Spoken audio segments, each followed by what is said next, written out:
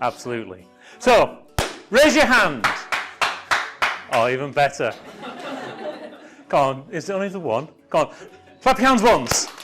Clap your hands again. Clap your hands again. Keep clapping, keep clapping, keep clapping. Thank you very much, ladies and gentlemen. Excellent. As you can tell, this is going to be a very interactive session, and we're going to try and make up a little bit of time. We've got about 30 minutes to go through. So let's start with the first question. So raise your hand if you feel you make a great difference inside your organisation. That's 4 of you.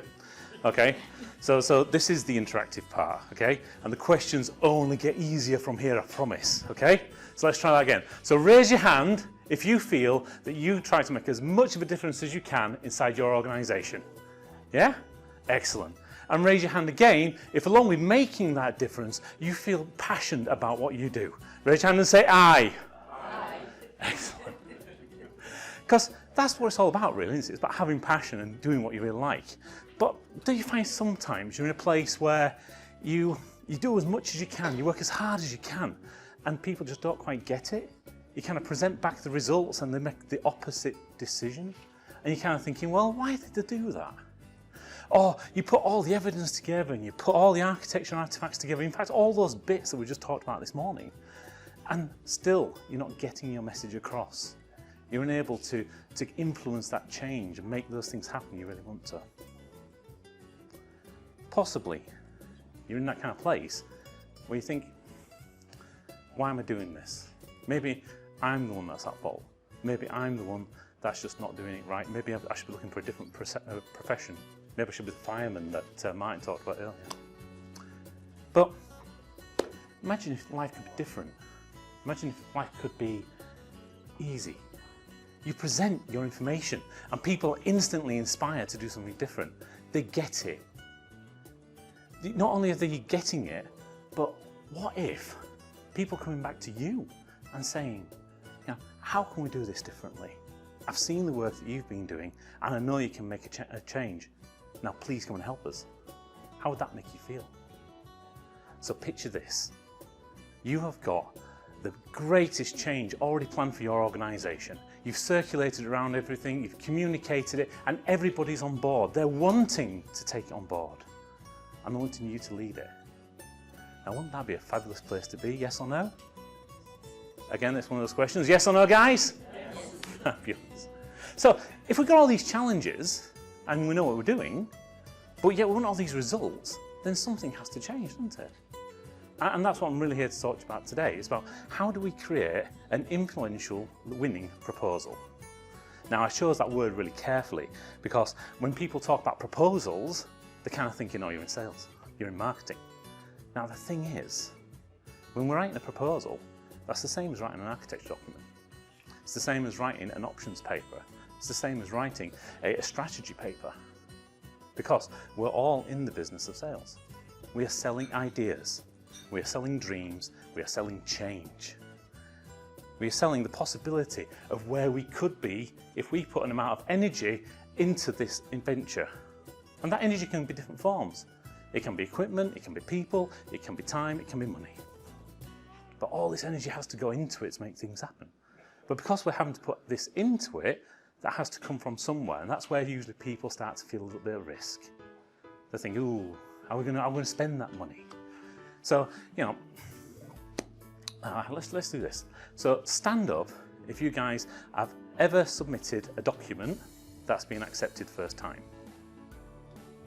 Okay? Stand up if you've ever had a document accepted within the first 5 attempts. Okay, within the first 10 attempts?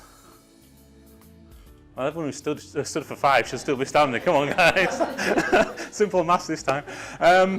Okay, thank you very much. It kind of gives me a rough idea of what's going on. And, you know, the simple fact is, we have to have the practice to be able to work out how we're going to put things into these documents and know what we're going to be able to get out. But wouldn't we like to have ways to try and reduce the number of attempts we need to get something accepted? Yes or no? Yeah.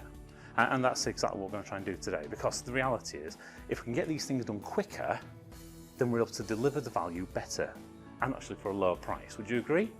Yeah, absolutely. So you might be thinking, who am I to talk to you about this? Well, I'll take you on a journey back to 2006, where I met a gentleman called Phil. Now, Phil was the head of operations for Boop Hospitals, and they were in the middle of doing a divestment to become Spire Healthcare. I'm sure you guys are aware of the hospital group. And at this time, they were kind of wondering, well, what do we need to do? How do we do this? What's involved in doing the divestment? What equipment do we need? What operations do we, what services and processes are going to put in place? What's the organisational structure going to look like? And all these kind of questions came out of the fact that they were just born as a department, a part of another organisation. So how do you actually divorce that from where they are now? Now, I got involved as part of an organisation called IOCO, which is based in York, and we're a systems integrator. And at the time, I did a lot of enterprise architecture and technology architecture as well. So we were looking at, how do we create a new venture for them? And working together with them on how do we collect that information. Because not only was it a case of how do we transition from being a singular internal organisation to create something that stands on its own right, but it was also a case of actually wondering how do we then make all those systems around it to support it. And this is quite a challenge when you actually think about it, because most organisations, and them at the time were the same, don't actually have the information behind them to say, this is how we work. So you have to go out there and you have to start finding out those kind of information. And that's really what we started to do. We started to look at that. Now, like any kind of competitive bid process, we weren't the only players. So there were other people also working at the same time on building these models, on taking the information and working out how could we create this new organisation, this £1.5 billion hospital divestment effectively. And through that process, we learned a number of different things, and we used the same techniques. We created the artifacts, we created the models, but the one thing we did is we kept focusing on what was the end result, what was the value we're going to be delivering, because it's only the value really that was important. But the thing with Phil, he's a nice guy, a Brummie by original birth, and he's not lost his accent either, so it was a very thick Brummie accent we were listening to. He also wanted to know a lot of the how we were going to get things done as well. He really took an interest, but he didn't know anything about the technology side. But what he did know is about the process, and he knew about the business itself and how that was going to work. So working with him over a period of a year, we went through the process of understanding how the business actually works, to the point where we could explain any area he needed. And we're also looking at those opportunities for improvement, because just because this is how they did it when they were back in the Booper days does not mean this is how they need to do it now in the Spire days. They've got this great opportunity to change, and they did.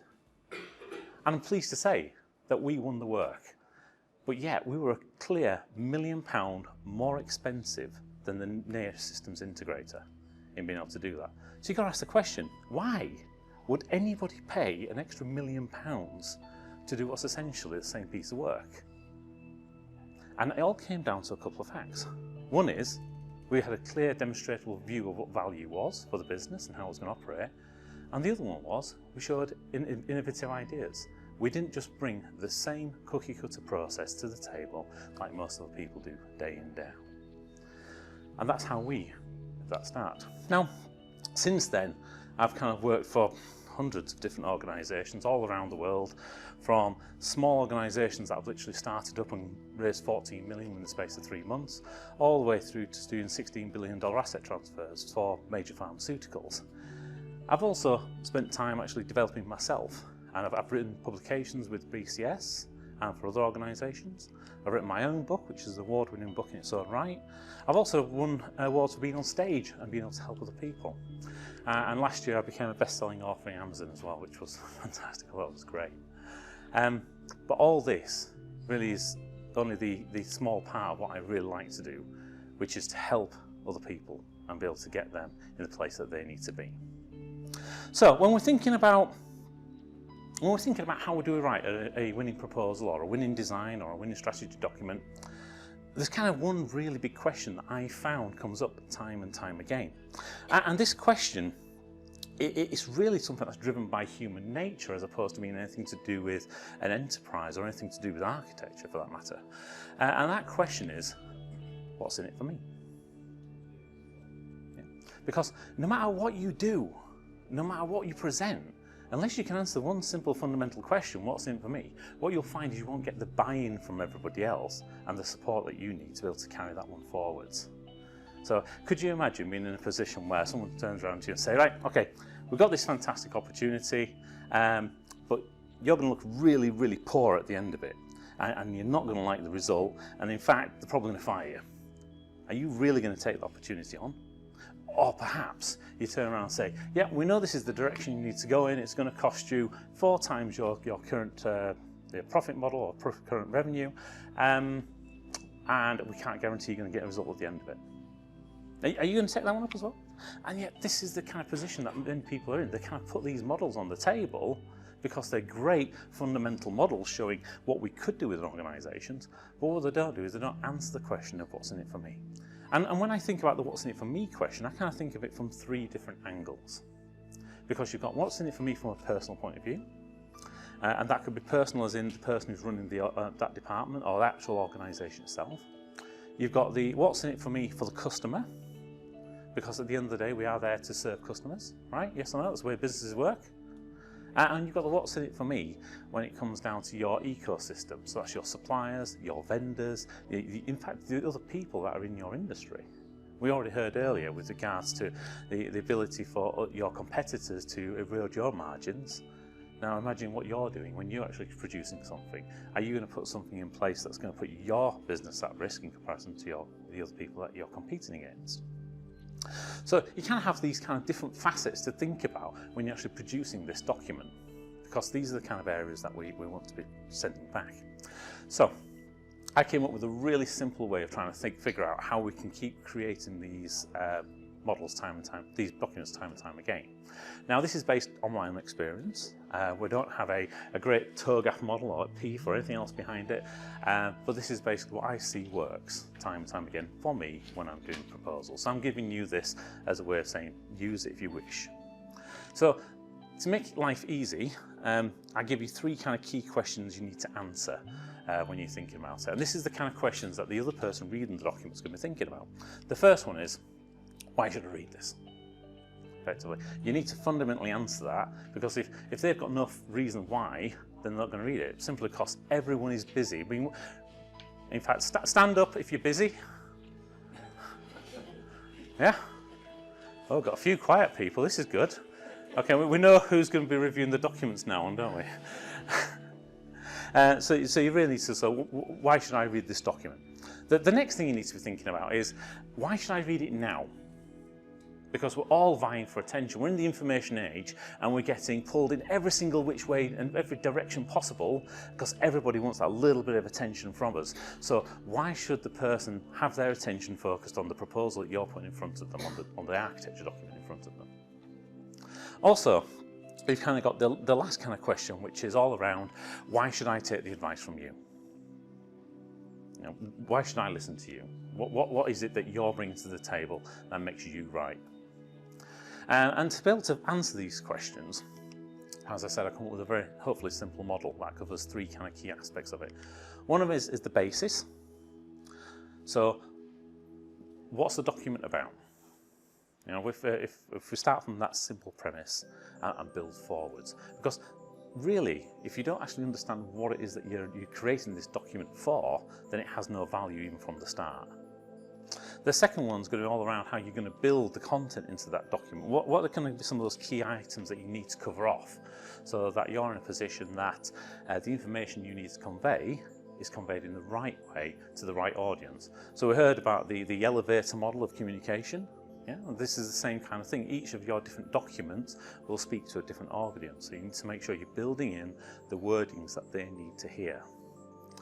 Then we're looking at the brand. So what's this thing going to look like? I like the, have anyone heard of this Steve Jobs quote? And I'll paraphrase it, I can't remember the exact one. And he turns around and says, he likes to have his products lickable. Not likable, lickable, because he wants them to be so good. Yeah?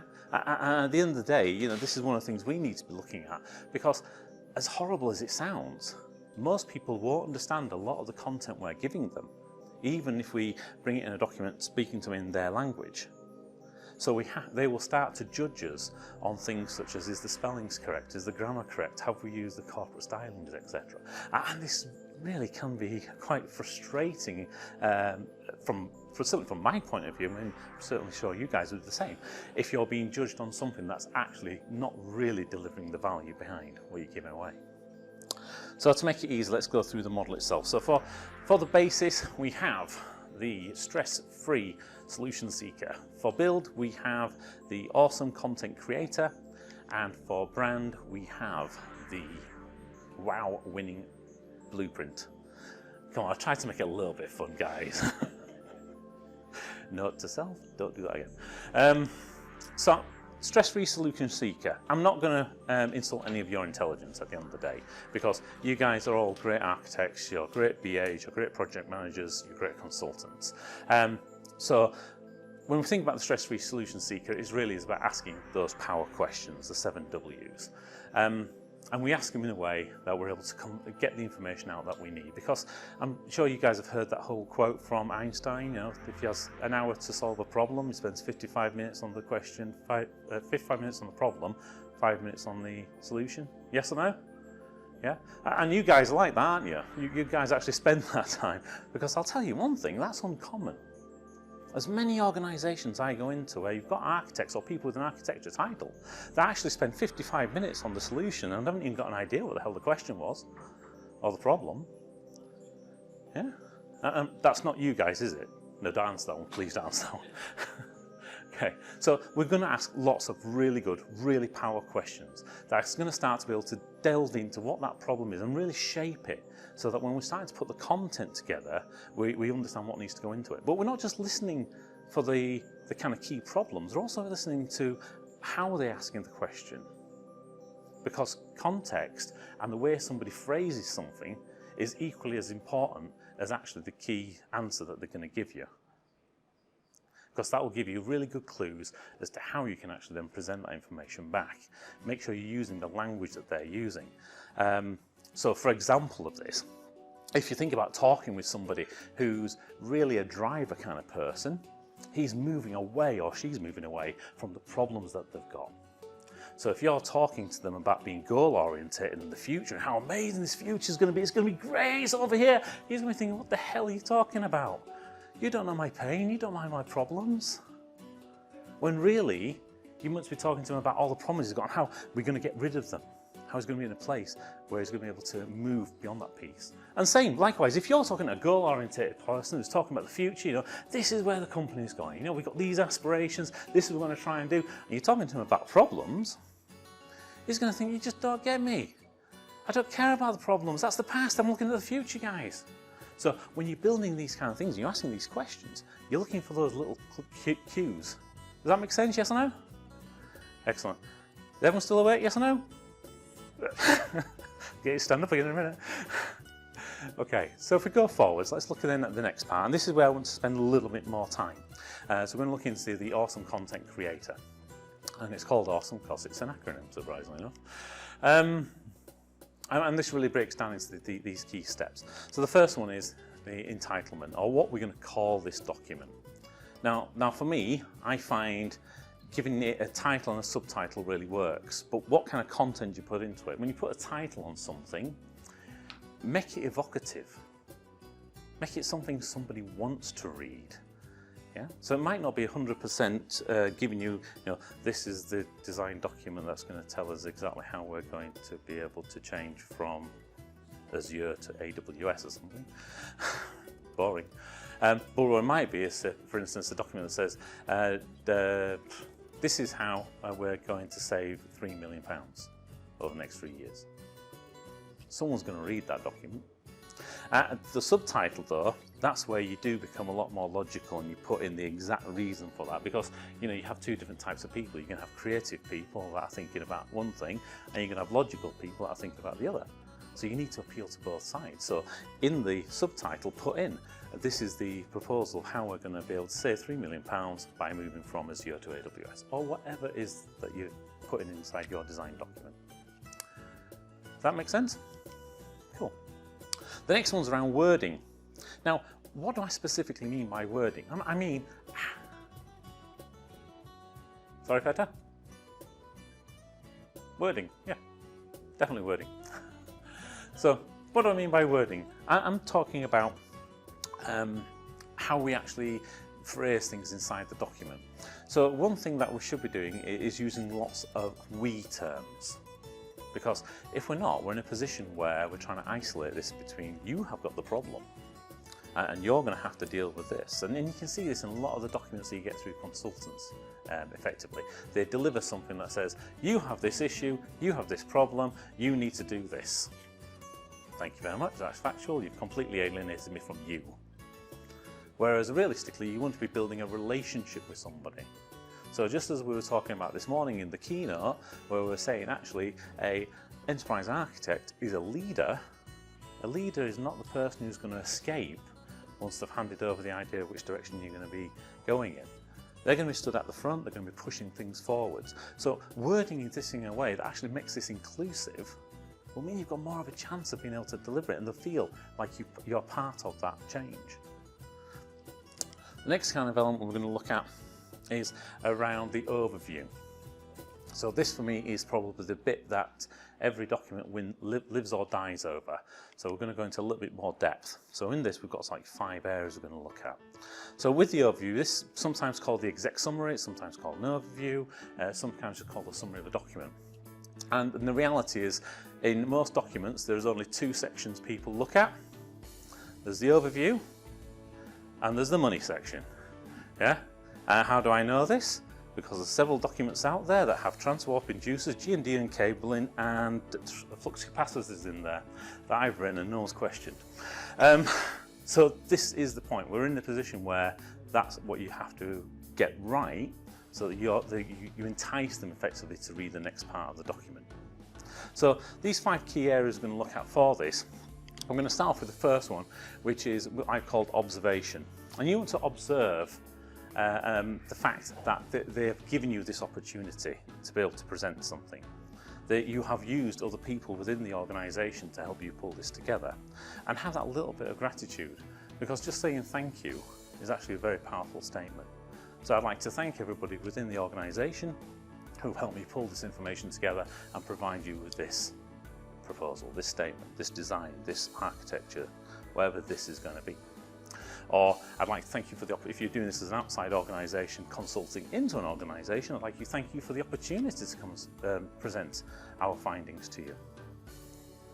So always start with a level of gratitude and you'll hopefully start on the right kind of level.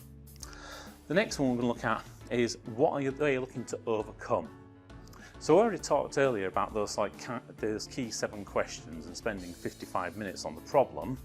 This is where you're going to summarise it in maybe 55 words. Alright, probably a little bit more than that. But effectively, we're just coming up with a paragraph or 2 which really summarises that entire problem that they've got, almost like a problem statement. But it's just enough so they understand that you understand what they're going through, what their life is like, and what it is that they're trying to achieve. After we've created this overcome, we're then going to create what the outcome's going to be. So we know what the problem is. You know, it's fairly easy, isn't it? We're going to show them what the solution's going to be, or what does good look like to them, effectively. And this allows them to know that you've heard them, and that their idea of where they're looking to go is clear in your mind. So anything else that you're going to talk about next is also on that. The next one is the opportunity. So you're going to go through and explain what is the solution to be able to get to goal. How are they going to be able to get to that point where they've got the gains? So they've got what good looks like. And finally, you're going to go through the outline.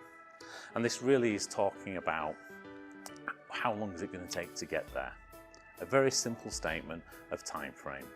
Because at the end of the day, like I said right at the beginning, all change is costly. Yes or no? Okay, raise your hand if you're human. Excellent. Raise your hand if you think change is costly. Excellent. We're okay. We are awake. But this is a key thing. It is costly. Therefore, people want to know there is an end point in this. And I know in many cases there might be some cyclical piece that you're going through, or upgrade paths, or you might have to review it partway through cycle, etc. But being able to show somebody where at least the first milestone is, or where's the first benefit area is going to be, where's the first value drop going to be, it is really important in this summary statement. So that kind of covers off the summary side of it for us and how we're going to deal with that overview.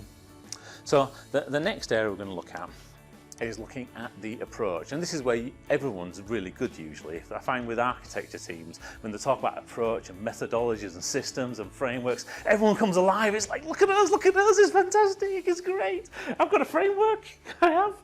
And that's it, they're alive, they're in there. And this is the section where you need to get a lot of that information in there, so they can see you have a process you go through. You haven't just made it up on the back of a beer mat in a pub yesterday or something. This is actually something that fundamentally will deliver for them. After you've done that, you kind of then have to put some evidence in here, because at the end of the day, everyone wants to know that you are going to be able to get a result for them. Now, think about what that evidence could be, because it doesn't necessarily have to be something you've done in your organisation before, because in many cases, many of the ideas that we try to implement have been implemented somewhere else. Would you agree, yes or no? Yeah, absolutely. So what we want to do is be able to take some of those kind of ways that other people have worked, or systems that other people have implemented, or processes or organisational structures, and evidence them here and say how it relates back to our organisation now. And that's the key thing. Evidence in its own right is no use. It's the relationship of how it's going to deal with the problem we've currently got that's going to actually make the big difference. So moving forward, we then move on to the scope. And this is an interesting one, because everyone knows scope. We all deal with scopes in our documents, yes or no? Yeah, absolutely. Has anyone ever noticed how some documents seem to have a lot more out of scope than in scope? Yeah, especially when you get them through from like third parties, when they're delivering things into you. And to me that sounds crazy. Why would we have a bigger out of scope than the in scope piece? Because this is the opportunity to show really what it is we can do for the organisation. Now, there might be other ways of rephrasing some of that out of scope stuff that actually makes it a little bit more palatable, like maybe prerequisites might be another one, or for instance, this could be an expectation. We expect that this will be in place. So again, think about when you've got that kind of scope statement put in place inside your document, how you phrased it. Is it for you, or is it actually benefiting the firm? And our last one, it's got to be the money shot. Yeah. At the end of the day, it's got to be in there. But don't just put the money in there as being, this is the effective cost or investment, as many people call it these days. Have you noticed that as well? So don't just put in the plain cost. Put in the return on investment as well. So if you can identify where the value is going to come in, how it's going to repay itself, then this helps to counter your argument. I know many people feel it kind of sullies the whole thing if we bring everything down to monetary value, but the reality is money is the level playing field by which everything's measured. So we might as well just get the statement on the table straight away and go in for the kill. The higher probability then that our document will be accepted. So that kind of looks at how we're going to build the document, what the content's going to be and the structure we're going to put inside this document. And we can bend that, whether it's going to be a design document, whether it's going to be a proposal document, whether it's an options document. All you will do is you're just going to change the approach or the methodology piece. You might change the monetary section depending on how much confidence you have. It might just be a rough order of magnitude, for example. And let's look now at the branding side of it, so those key things. So if we look at this, there's only a few points we're going to look at here. And these are all around how we've done things like put the right logos in place. I know it's something simple, but it's amazing actually how many organisations send in their documents and it's got either the wrong logo in, or it's got the previous customer's logo in, or it's got an old logo in. And these are all silly things. So we've talked about before about the fact that customers or your internal customers are going to be looking for all those things that can mark you down on. And if they don't understand your content, the fact you've used the wrong one, obviously you don't have attention to detail. That might be incorrect and it might be a wrong statement, but that's what's in their mind. And has anyone heard the phrase, what is it? It's perception is reality, yes or no? So what we perceive is what is actually real to us at that point in time. So regardless of whether it's true or not, that's what the guys are going to think. The next one's going to be looking like at the shades. Have we got the right colourings in place for things? Are we using the corporate colours for various things? Also, be aware of what are standard norms inside the place that you're working in or your country that you're working in. So would for instance, would you put a positive statement in a red colour, and would you put a negative statement in a green colour? And what you're doing is you're creating confusion, and the confused mind does not accept what's going on. It will book that and it will say, I'm not happy with this statement. It's confusing. The next one is the style. So look at things like fonts, look at things like headings. Are you working with your corporate style? The one thing, I don't know if you guys have ever noticed, that anyone live in a village? I live in a village. Raise your hand if you live in a village. Okay, no? Anyone live in a town? Yeah. Anyone live on this planet? Raise your hand. Okay, good. No Martians this time.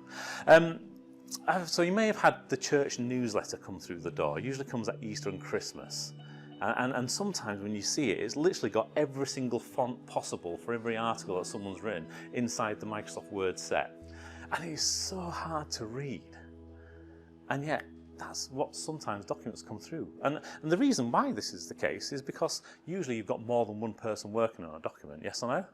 Yeah, because we've all been in that situation. We've got a deadline, there's different expertise we're bringing in, but actually spend that little bit of time at the end of it to go through and harmonise it so it doesn't read like a church newsletter is actually really important, really powerful. We then can look at things like sketches. Make sure we've got lots of diagrams in there. Diagrams are great because they can convey a lot of information very, very quickly, as we all know, because we use artifacts such as diagrams all the time.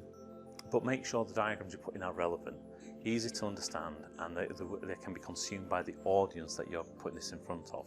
So, as some of those architecture artifacts we saw earlier were, with the massive confusion interface diagrams in there, putting that in front of the C-suite is not going to get you the reaction you want. They're just going to tell you to go away because it doesn't make any sense to them. Whereas, if you put something really simple up there that says, you know, we have 300,000 interfaces today, we want to have 200,000 tomorrow, they'll get that. They will see a nice little chart that plots downwards, very happy. So again, think about how you can present some of that information simply for those people. We're also going to look at what the standards are. So again, we talked about it briefly with regards to headings, footers, call-outs, all these kind of little bits that go around the document. I mean, call-outs are really powerful because they're a really easy way of being able to reinforce key messages that you've got inside your document. So it's like the left-hand or right-hand margin, pop them in there just to highlight that one key area that you want to have people's attention on. And then think about how this scales.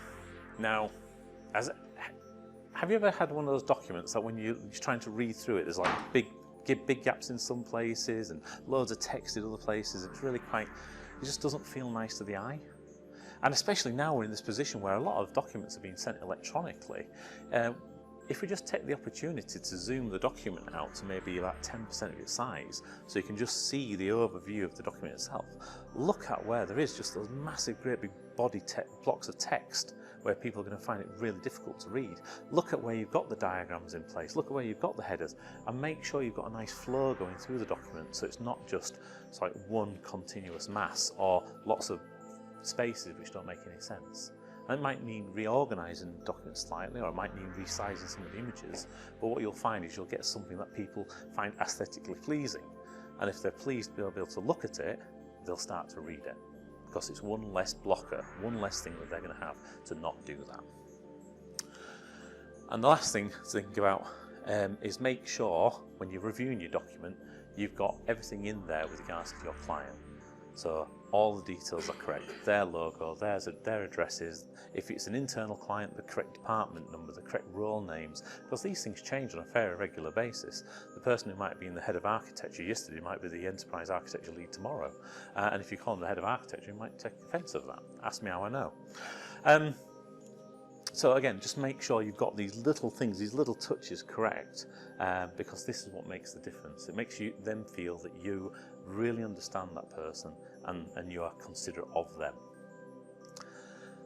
So that kind of goes through the kind of 3 areas I wanted to take you through today on how to create a influential and winning proposal. And I think we've managed to claw back a little bit of time for you as well. Excellent, so I've got 5 minutes left. Excellent, in which case we can take some questions. Anyone got any questions? Excellent. You didn't talk too much about pictures. I think there's an assumption of words are enough. Have you ever done any testing in terms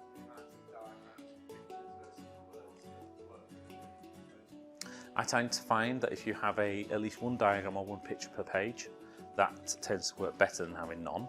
There is a lot of market research done by marketing firms, surprisingly enough, and they say that effectively most people will go through a document, they will skim read it first, they go straight for the summary, then for the money shot, then they go through and look at all the pictures and diagrams and tables, and then after that they will go through and look at the words. Yeah, there you go. Thank you for being a statistic today. Again, yeah, you'll find something that's comfortable for your audience, especially if you've got an internal audience. As an alternative to that view, when it's specific to the legal profession, they don't like diagrams at all. So they tend to be very wordy, you tend to be referenceable with numbers across every single paragraph and things like that. Oh, that can be good fun sometimes. Depends on how much beer they've had usually, or wine or whatever else. John, move back.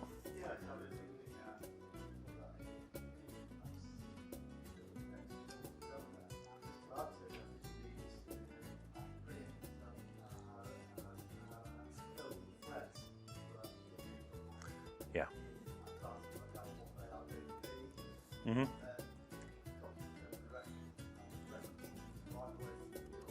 Yeah. Yeah.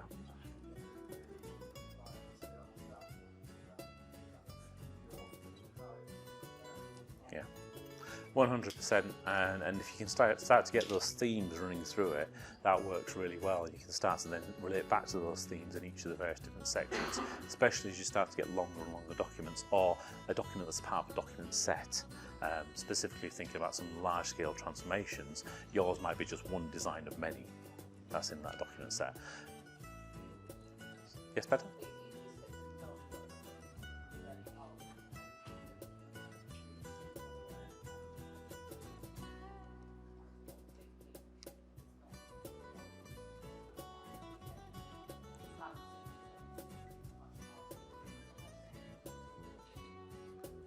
Yeah.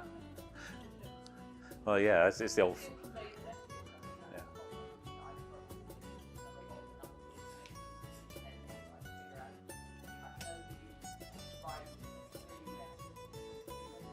Mm-hmm.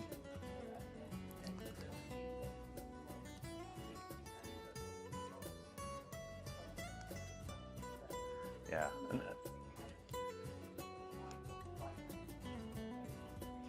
Yeah, I agree. You can be very much in a position where trying to condense these things down, you've got so much you need to give them. But in that same case, it just becomes overload because they can't take it all in. And I think, like with many sort of structures that you will build to try and understand how this information is going to be relatable, you have to kind of go back to that kind of process of saying, okay, what category does this belong into?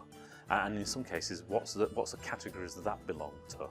So kind of think about that chunking method effectively.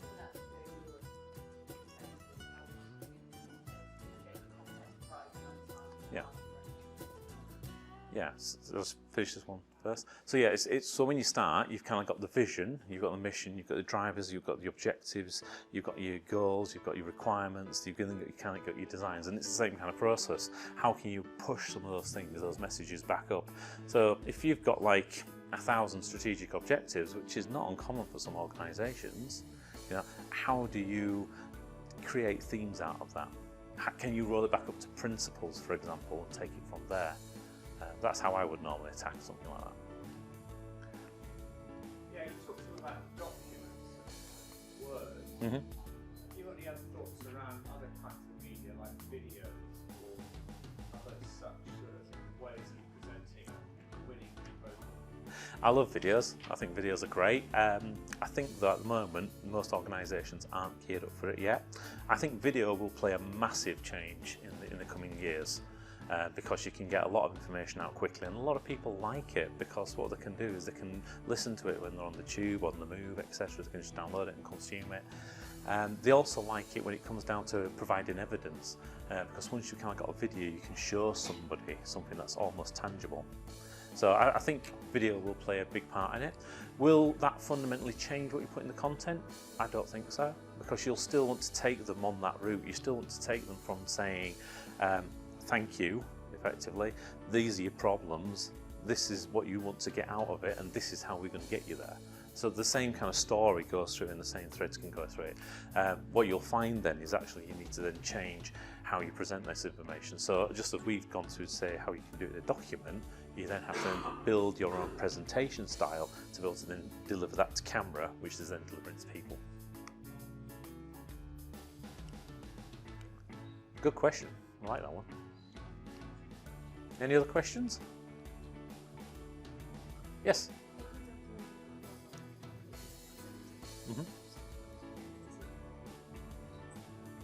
So any document or proposal is usually presented to somebody. You're absolutely right. And again, when you come down to do that presentation, what most people are looking for, in my experience, is they like to get the document. So it might be 10 pages, 100 pages, depending on what you've written, but they only want to have presented the summary and the money shot. Yeah. So it's then what you would do is probably then build your story in your presentation that actually is associated to them. So you talk maybe one slide that goes through the problem that they've got and kind of really hammer it home, list a few of those key kind of issues they've got so they really feel the pain. Then you kind of go into the what good looks like and make them feel euphoric so that they've got that kind of process there. They want to have this solution. And then when you present your kind of solution to them, they're already eager for it. And then the money shot. Good question. Any other questions? In which case, I'd like to say thank you very much, everybody.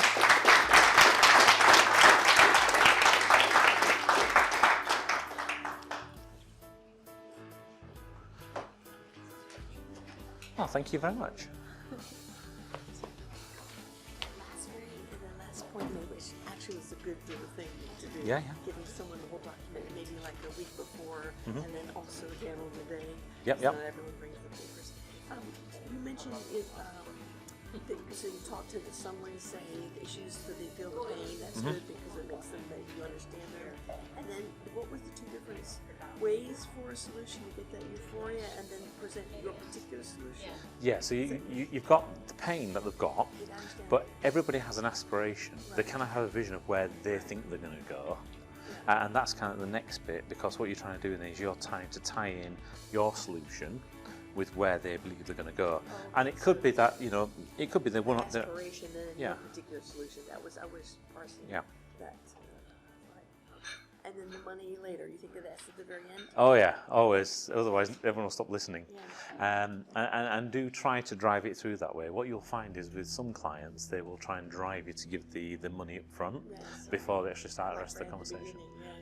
And do try to do that. There are other hints and tips for doing presentations as well. So for instance, one of the key ones is take questions in the middle of the presentation. Do not take questions at the end of the presentations, because not to forget, but what do questions do? It helps them make sure they're awake and understanding what you're saying. Yeah, but it also raises more questions as well. Okay, yes. Yeah, so a questioning mind is a confused mind. It's something that's not going to make a commitment to go forwards. So taking the questions in the middle of the segment you've got means that you've then got a chance of being able to then still present back to them and show them all the benefits of what they're going to be getting, and be able to give them that kind of certainty that they need to make a decision. That's a good point. No, I like that point, because if you're actually finding out where they are, you can't ask some of the bidding, where are you? You may know the key guys, commissioner, but the others you've got to find out where they're standing. Most people haven't even understood the jargon. You get that problem so easily. Yep. Oh yes. I was going to ask you. You mentioned various books. Can you tell me what you cover in what books? Because I liked your presentation. So my book is Digital Transformation. It covers kind of 7 imperatives that I found when you come to deliver large-scale change. A lot of it's based on merging EA practice and PM practice, basically. And how you can use these to sort of propel forward to change. Okay. I'll buy it. You sold another one. Thank you very much. You'll find it on Amazon, or if you want a free copy, if you just go to martinsharp.com, there's a link on there for a free copy, and you can either download the ebook for free or postage and packaging. I'll just send you out. No, this is a basic question. I'm going to sound who's doing digital consulting and marketing. So if you'll have your full profit. Yeah, if I'd used my brain, I would have brought some with me. Yeah, you could have signed it. Yeah, on the spot. Definitely. No, and yeah. You're still learning. Definitely. Thank you very much. That's nice talking. Brilliant. Is it off now? Oh, Oh, okay. I forgot to get everyone to say congratulations to you for getting married that weekend. Oh, that is so remiss of me. There's another type question. I think the book Douglas, somebody who written on is how to make the invisible transparent. And so EA is like a concept people don't understand it, like cybersecurity and all these things. What does that mean? What are you actually giving me here? Just problems I don't want to know. So, but to show, so I hear what you're saying and some of the kind of practical tips you have to show that in return. But there's a thing you need. Maybe EA is like that, cybersecurity, I guess. It's intangible with it, right? In some ways. It's a perception of. It has got a perception of being intangible. As well as being an IT guy. You're the IT people. Yeah, and that basically turns people off straight away before they even start listening, to be frank. And we are our own worst enemies as enterprise architects. We don't, in most cases, we don't explain things in a consumable way. And in some of that is because we don't have the vocabulary to be able to do it. Many of it, though, is because actually we don't understand what it is that we're doing, and then we don't understand the true value that's being delivered. So when you start to understand what the true value is to the organisation, the conversation will change because you talk about that specific value, and then people become interested. Other ways of doing it is pin it back to other business disciplines and use that as an example of. So, for example, when you're talking about how to, we talk about cybersecurity, for instance, talk about risk management. Because every business knows about risk management. It's like a whole module on the MBA course. So that one's an absolute given. When you're talking about process automation or anything, then just talk about business process and organisational structure. And again, these are things that they already have as tangible assets. When you're talking about some of the analysis that you're using, again, look at some of the models they would be using, such as the Porter's 5 Forces, or looking at, crumbs, what am I thinking of? Yeah, it's gone out of my head for the time being. But anyway, there's a whole host of different business models, and see how you can say it's a bit like, and then give them that as an analogy. Yeah, relate to something that they already know and understand. Yeah, because as soon as you've got something that's related, they kind of go, yeah, that makes sense, and you've just overcome a massive hurdle. And the easy way is just take something that they already know, and then use that. And then you can add and change. Yeah. Okay, thank you so much. You're welcome. And here on the channel, we're looking at how we can share a whole variety of tips, hints, sound bites, and extras of things that we have found we use on a weekly, daily, even hourly basis. So click the subscribe button now so you don't miss out.